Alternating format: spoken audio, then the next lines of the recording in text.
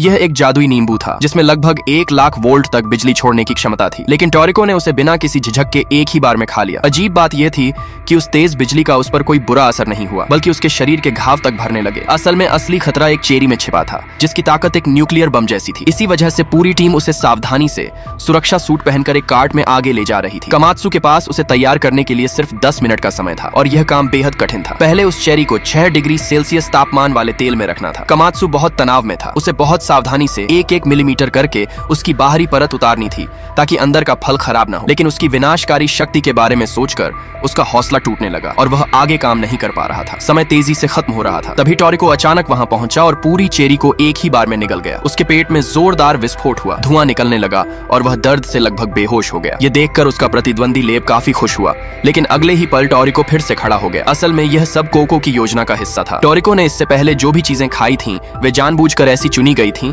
जिससे विस्फोट का असर कम हो सके। टोरिको के गवर्नमेंट सेल्स ने समय रहते उसके शरीर को ठीक करना शुरू कर दिया और उसने उस चेरी बम को झेल लिया। इसके बाद दोनों टीमों के बीच सामग्री का आदान प्रदान हुआ। कोको को लेब का 200 पॉइंट वाला बिजली नींबू मिला और बदले में उसने अपना पांडा उसे दे दिया। सभी हैरान थे क्योंकि अगर लेब इसे स्वीकार कर लेता तो टोरिको की टीम हार जाती, लेकिन लेब ने चाल समझ ली और उसने कार्ड लेने से इनकार कर दिया। अब टेबल पर कुछ ही कम कीमत वाली चीजें बची थीं, बस एक बेहद खतरनाक अल्ट्रा इलेक्ट्रिक पॉइजनस केला बाकी था। लेब ने बिना देर किए उसे उठा लिया। उसकी बिजली की क्षमता उस नींबू से 100 गुना ज्यादा थी जिसे टोरिको ने पहले खाया था। एक सामान्य इंसान के लिए उसका एक कार्ड भी जानलेवा था, लेकिन लेब ने उसे आराम से खा लिया और 180 पॉइंट हासिल कर लिए। अब वह टोरिको से 130 पॉइंट आगे था। बचे हुए सामान का कुल मूल्य सिर्फ 80 पॉइंट था, इसलिए टोरिको चाहकर भी उसे पार नहीं कर सकता था। लेब को लगने लगा कि उसकी जीत तय है, लेकिन कोको ने हार नहीं मानी। टोरिको ने 3 और चीजें खा ली, फिर भी अंतर 60 पॉइंट का रह गया। अब सिर्फ एक जहरीला आलू बचा था जिसकी विषाक्तता पफर फिश से भी कई गुना ज्यादा थी। लेब के सामने 2 ही रास्ते थे, या तो हार मान ले या उसे खाकर अपनी जान जोखिम में डाल दे। वह समझ चुका था कि पहले खाई गई चीजें कोको की रणनीति का हिस्सा थीं, जिससे इस आलू का जहर और बढ़ गया था। आखिरकार लेब ने उसे खाने की हिम्मत नहीं की। अंत में जीत